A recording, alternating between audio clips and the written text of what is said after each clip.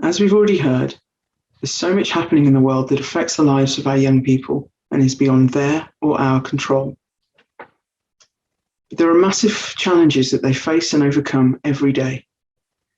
Many of our young people have caring responsibilities for younger siblings or older relatives. They're administrators and translators. Their families turn to them in difficult times, and they do all of this alongside studying and working. Often our programs coincide with periods of real volatility, with families under immense pressure through unemployment and precarious housing, coping with the loss of loved ones or managing ill health, young people who have been victims of crime or are just struggling to cope. When this happens, LTSB is in the privileged position of being able to make a difference because of the relationships that we create, because of the trust and commitment that is the foundation of our work. I'd like to tell you about a few of those occasions. Conversation is an important part of what we do. As a consistent presence in their lives, our beneficiaries know that they can talk to us about anything, personal or professional. They know there's someone in their corner who can give advice or just support, and that can make the difference between a situation that they can manage and one that they can't. But those conversations become plans of action and tangible contributions that LTSB can make to materially improve a situation. Sometimes it's a travel card or a bursary, something to make a difficult time just that little bit easier. One young woman we supported was living in precarious housing in a family under huge pressure.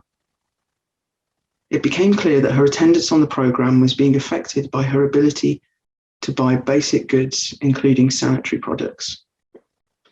To put it directly, when she was having her period, she couldn't afford to leave the house. Think about how difficult that must have been for her to admit and how vulnerable she was willing to be in order to seek help. The solution here was simple. We bought them for her, along with any of the basic goods that she needed so that she could focus on her ambitions. For the want of that contribution, a career would have been lost. And now she's working hard, doing well, and making sure that a past that was beyond her control doesn't affect a future full of hope. Sometimes we're called to make a critical intervention when a person is in crisis, even taking part in legal proceedings. In one case, we testified at the hearing of a young woman who entered the country as an unaccompanied refugee minor, hidden and afraid in the back of a lorry. She was fleeing forced marriage, denial of education, and violence.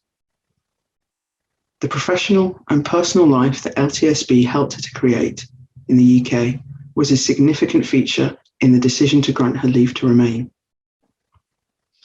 In another case, we initiated legal proceedings on behalf of an under 18-year-old at risk of forced marriage.